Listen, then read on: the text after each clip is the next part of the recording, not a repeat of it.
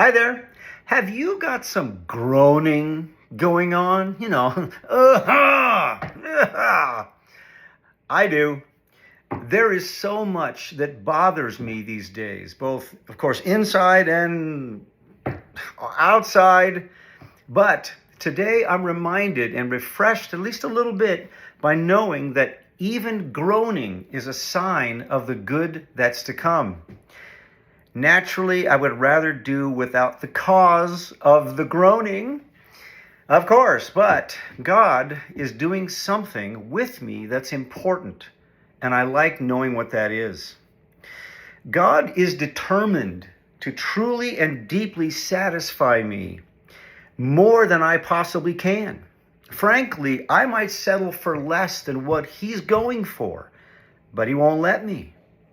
Have you ever thought that the reason life is less satisfying the older you get is because it's supposed to be?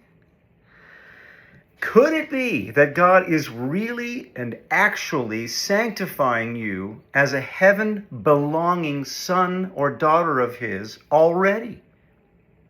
If in fact we're spirit-born sons of God and seated in heavenly places already, it would seem reasonable that God would prove it to us by getting us ready to come home and to really, really enjoy it when we get there. And maybe even to at least a little bit recognize it. I suspect that when I cross over from this fleeting, groaning, temporal life to eternal life, I will utter a lot of oohs and ahs and mms. Don't you? I think my appetite for life is sometimes dissatisfied with what I can find in this world because it's being prepared for a never-ending, delightful, amazing feast.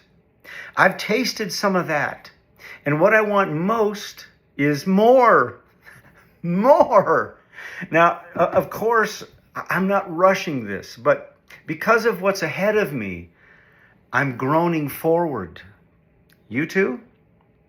2 Corinthians chapter 5, verse 1 says, "For we know that if the earthly tent we live in is destroyed, eventually, we have a building from God, an eternal house in heaven, not built by human hands.